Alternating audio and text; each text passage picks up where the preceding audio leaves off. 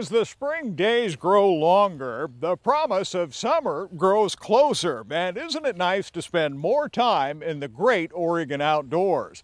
Hi there, I'm Grant McComie, your host for Travel Oregon's Grant's Getaways. And this week, we gain new appreciation for Oregon's outdoors through a partnership with the Oregon Department of Fish and Wildlife. It's a new program, and you'll enjoy it as you gain a new appreciation for Oregon's natural resources firsthand. Yeah. I hear a red-winged blackbird.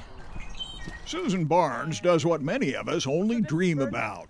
A male American goldfinch. She gets to know wild places better than we know our own backyards. Mostly tree swallows, but there's some violet greens and an occasional barn swallow. In fact, she gets paid to learn about St. Louis ponds near Woodburn. We're entering some water. I hope your knee boots are good. But best of all, she'll help you learn too, firsthand. We're walking through a wetland. So be sure to wear your boots. Wet prairie, actually. It doesn't look like a prairie right now. Barnes is a biologist who works for the Oregon Department of Fish and Wildlife. Oh, there it is. The cedar waxwing. They love berries. She's a specialist in non-game species. That means the animals that are not hunted. I think it's important to learn what we have in our own backyard, because that's what we have the most influence over. Barnes shares her knowledge with folks who sign up for a tour called First Hand Oregon. It's a new partnership with the nonprofit Oregon Wildlife Heritage Foundation. If we're going to care about these places, the best way is to experience it firsthand so that people can learn not only about the wildlife and fish in areas, but also some of the conservation issues associated with them. The Wildlife Heritage Foundation has walked the talk of natural resource protection for more than 30 years through outright land purchases, public projects, and programs like First Hand that give you a chance to learn more. Back in the early 80s, they spearheaded the purchase of the lower 12 miles of the Deschutes River and secured public access for hiking, biking, and fishing. They designed and built the popular sturgeon exhibit at the Bonneville Fish Hatchery, where you can see Herman the sturgeon and his buddies anytime. And most recently, they developed a new Willamette River fishing dock at West Lynn, so anglers have a place to cast for salmon and sturgeon. We also try and provide access for fishermen. It's something that we can look at. We can stand on it. We can go fishing here. This is the south end of Sturgeon Lake. The First Hand Oregon tour partners with ODFW and lets you spend the day with experts like Dan Marvin.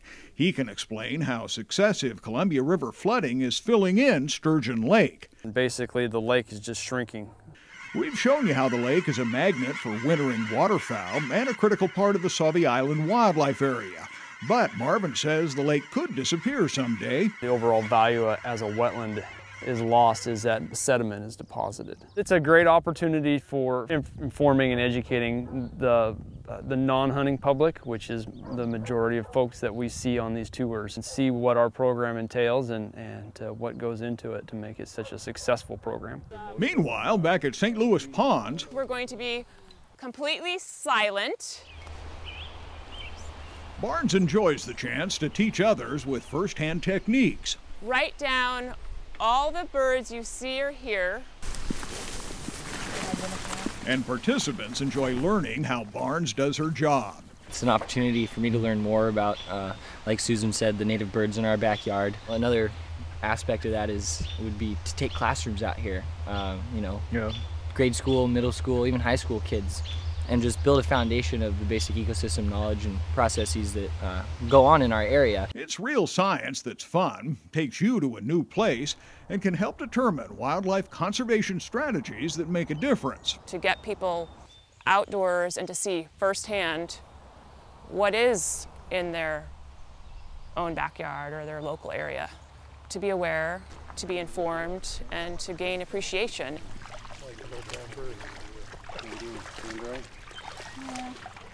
The range of classes through the First Hand program is really remarkable, from hatchery visits where you can learn about spawning salmon and steelhead, to trapping turtles in Oregon's wetlands and ponds, and of course bird identification out in Oregon's wetlands and native prairies. We have all the details, the directions, and the contact information for that First Hand program right here on the Travel Oregon website, so check it out. Until next week, get out here and explore the great Oregon outdoors, and don't forget your binoculars. For Travel Oregon, I'm Grant McComey.